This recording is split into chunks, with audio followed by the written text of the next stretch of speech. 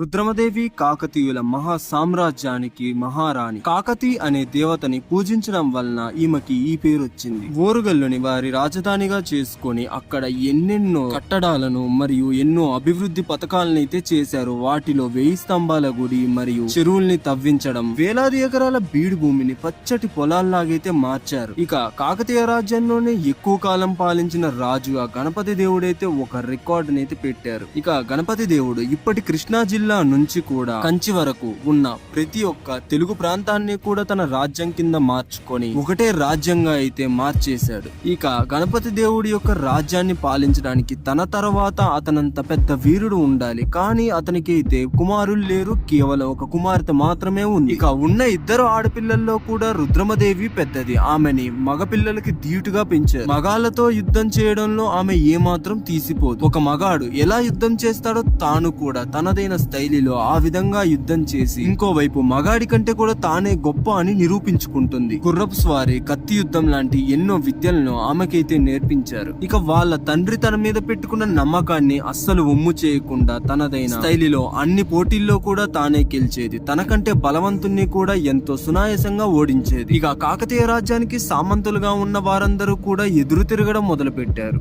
మరోవైపు గణపతి దేవుడు కూడా ముసలివాడ అవుతున్నాడు. ఇంకా అలాంటి కఠినమైన సమయంలో కూడా గణపతి దేవుడు ఏమాత్రం ఆలోచించకుండా తన కుమార్తె అయిన రుద్రమదేవిని తన సింహాసనానికి అయితే రాణిగా చేశాడు. ఇక అసలే పగతో రగిలిపోతున్న ఆ సామంత రాజులు ఒక ఆడపిల్ల వాళ్ళని పాలించడం ఏంటి అని రగిలిపోయారు. ఒకవైపు నుంచి చోరులు, మరోవైపు మరాఠాలు ఆమె రాజ్యం మీదకైతే దండెత్తారు. ఇక అయినా కూడా రుద్రమదేవి ఏ మాత్రం భయపడకుండా వారందరినీ చిత్తుగా ఓడించి వెనక్కి పంపించేసింది. ఇక ఇదంతా తెలుసుకొని రుద్రమదేవి సామాన్యురాలు కాదని అర్థం చేసుకొని మహాదేవుడు అనే ఒక యాదవ రాజు లక్షల మంది సైన్యాన్ని పోగు చేసుకున్నాడు. ఒక్కసారిగా తన సైన్యంతో రాజ్యం మీదకైతే విరుచుకుపడ్డాడు. ఇక తన రాజ్యాన్ని కాపాడుకోవడం కోసం రుద్రమదేవి గోన గన్నారెడ్డి లాంటి సైన్యాధిపతులతో యుద్ధం మొదలు పెట్టింది. ఇక అలాగా యుద్ధం మొదలైన తర్వాత రుద్రమదేవి మరియు గోన గన్నారెడ్డి ఆ మహాదేవుడి యొక్క సైన్యాన్ని తరిమి కొట్టారు. అలా కొట్టిన తర్వాత మహాదేవుడు ఇంకోసారి తన వైపు చూడ్డానికి భయపడే విధంగా 3 కోట్ల బంగారు నాణాలనైతే నష్టపరిహారంగా తీసుకుంది. ఇక అలాగా నష్టపరిహారం తీసుకొని ఆ మహాదేవుణ్ణి అయితే వదిలేసింది రుద్రమదేవి. ఇలాగా ఎన్ని ఆటంకాలు వచ్చినా కూడా తన సంస్కృతిని మరియు తన సాంప్రదాయాలని అయితే తను ఏమాత్రం తప్పకుండా రాజ్యాన్ని ఎంతో సుభిక్షంగా పాలించడం మొదలు పెట్టింది. మరోవైపు రేవుల్ని బాగా పెంచి విదేశాలకు సైతం తన దగ్గర ఉన్న వస్తువుల్ని అయితే పంపిణీ చేయడం మొదలు పెట్టారు. ఇక తన తండ్రి మొదలు పెట్టిన ఓరుగల్లు కోటను కూడా తాను ముగించేసింది. ఇక పేరిణి నృత్యాన్ని ప్రచారంలోకి తీసుకొని వచ్చింది. అది ఎంతో ఆదరణ పొందింది. మగవారి దుస్తులను ధరించి తన రాజ్యమంతా కూడా తిరుగుతూ ఎవరికి ఎటువంటి ఆపద వచ్చినా కూడా వారిని ఆదుకునేది రుద్రమదేవి. ఇక సరిగ్గా అదే సమయానికి రుద్రమదేవికి ప్రసవ వేదన పడుతూ చనిపోయిన ఒక ఆడామైతే కనిపిస్తుంది. ఆమెను చూసి ఎంతగానో బాధించిన రుద్రమదేవి ఒక కీలక నిర్ణయాన్ని అయితే తీసుకుంటుంది. ఇకపై ప్రతి ఊర్లో కూడా ఆసుపత్రి ఉండాలని ఆదేశిస్తుంది. అలాగ ఆదేశించడం మొదలు పెట్టాక ప్రతి ఊర్లో కూడా ఒక ఆసుపత్రి అయితే నెలకొంటుంది. అప్పుడు ఇంకా ఏ ఊర్లో కూడా ఇలాంటి సమస్యలు అయితే తలెత్తలేదు. ఇక మనందరికీ తెలిసినట్టే మన చిన్నప్పుడు చదువుకున్న బుక్స్ లో మార్కో పోలో రుద్రమదేవి స్టోరీ కూడా ఇక్కడ వచ్చింది. ప్రపంచం నలుమూలలు తిరిగి వచ్చిన మార్కో పోలో ఇండియాలోని కాకతీయ రాజ్యంలోకి వచ్చాక అక్కడ రుద్రమదేవి యొక్క రాజ్య పాలనని మరియు అక్కడి ఎంతో సుందరమైన రాజ్యాన్ని, కట్టడాల్ని చూసి ముగ్ధుడైపోయి ఈ విషయాలన్నింటినీ కూడా ప్రపంచం అంతా కూడా వ్యాప్తి చేశాడు. ఇక అలాగా ఎన్నో సంవత్సరాలు పాలించిన రుద్రమదేవి తన వయసు 80 ఏళ్లకు చేరింది. ఇక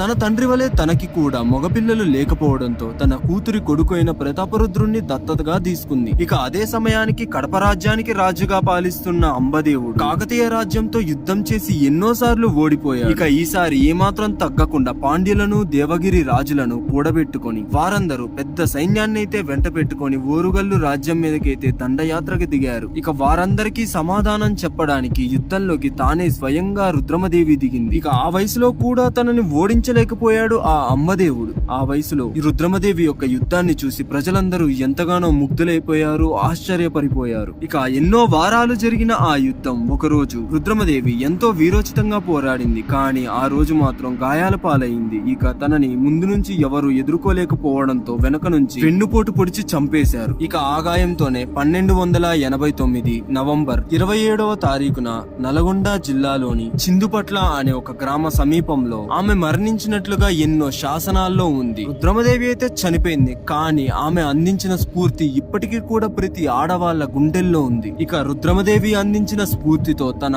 మనవడైన ప్రతాపరుద్రుడు ఆ అమ్మదేవుణ్ణైతే తరిమి కొట్టి యుద్ధాన్నైతే గెలిపించాడు. ఇప్పటికీ కూడా తెలుగు వాళ్ళ గుండెల్లో ఎప్పటికీ మర్చిపోలేని ఒక పదం అంటే రుద్రమదేవి. ఆమె గురించి చెప్పుకుంటే రోజులు సరిపోవు, గంటలు సరిపోవు, నిమిషాలు సరిపోవు. ఆమె వీరోచిత పోరాటం, ఆమె సుభిక్షమైన రాజ్యపాలన, ఇంకా ఆమె యొక్క కట్టడాలు మరియు ప్రజల యొక్క ఆదరణ ఎప్పటికీ తెలుగు వాళ్ళ గుండెల్లో నిలిచిపోతుంది. ఇంకా ప్రతాపరుద్రుడికి మరియు మేడారం జాతరకి సంబంధించిన ఒక కథ ఉంది. దాని గురించి నెక్స్ట్ వీడియోలో చెప్తా. ఛానల్లో ఇంకా ఇంట్రెస్టింగ్ టాపిక్స్ చాలా ఉన్నాయి, అర్జెంట్ గా వెళ్ళి చూడండి. వీడియో నచ్చితే లైక్, షేర్, సబ్స్క్రైబ్ చేయడం అయితే అస్సలు మర్చిపోకండి. ఫర్దర్ గా వచ్చే వీడియోస్ చాలా బాగుంటాయి, అర్జెంట్ గా వెళ్ళి సబ్స్క్రైబ్ చేసుకోండి. ఇంకో ఇంట్రెస్టింగ్ టాపిక్ తో మళ్ళీ మీ ముందుకు వచ్చేస్తా.